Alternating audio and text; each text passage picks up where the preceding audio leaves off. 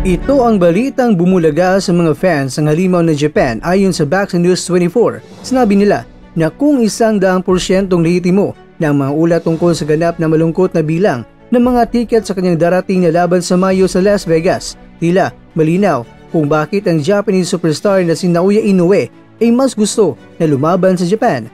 Itong si Inoue ay binansagan na The Monster na tinuturing na megastar sa Japan kung saan siya ay regular na nabebenta ang mga maraming mga tiket sa malalaking laban sa isang arena na may 50,000 o mahigit pang mga tagahanga ang pumunta upang makita ang laban ng undisputed super bantamweight king na si Inoue. Pero sa ngayon mga kakwento, ngayong babalik na sa US si Inoue para lumaban sa unang pagkakataon mula noong 2021 at sa pangatlong beses pa lang sa kabuuan. Magsalpukan sina Inoue at Ramon Cadenas sa T-Mobile Arena sa Las Vegas sa May 4 at hulaan niyo mga kakwento, halos raw wala raw bumibili ng mga tickets.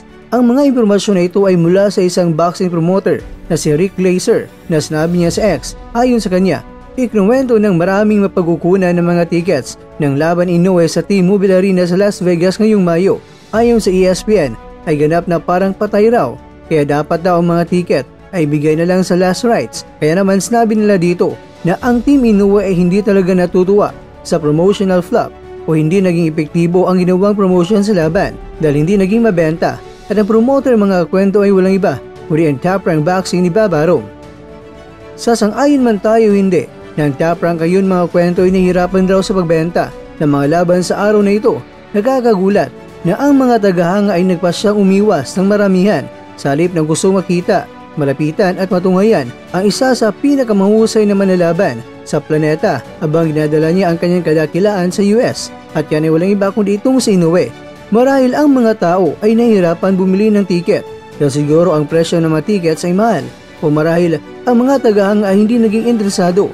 Yang challenger ni Inoue itong si Cardenas at baka nga magkakaroon ng ilang huling minutong pagbebenta ng mga tickets para lang may ligtas ang laban ni Inoue mula sa kahiyan. Ayon sa Boxing News 24 na baka ito yung dahilan ni Inoue kung bakit gusto lang niya na lumaban sa Japan kaysa sa Amerika.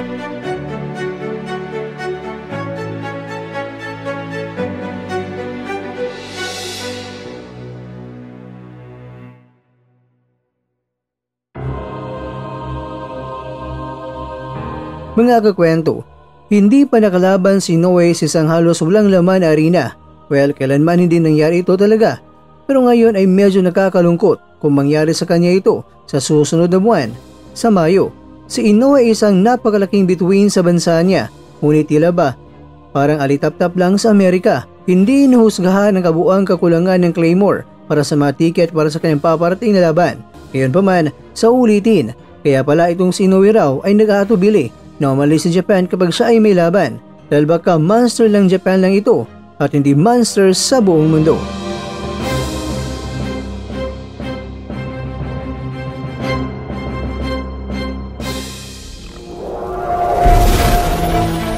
At dyan, nagtatapos ang ating kwento.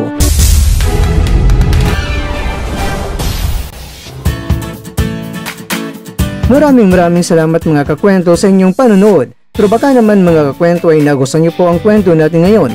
Baka pwede niyo po akong mabigyan dyan ng like, subscribe at pa-click na rin sa bell button.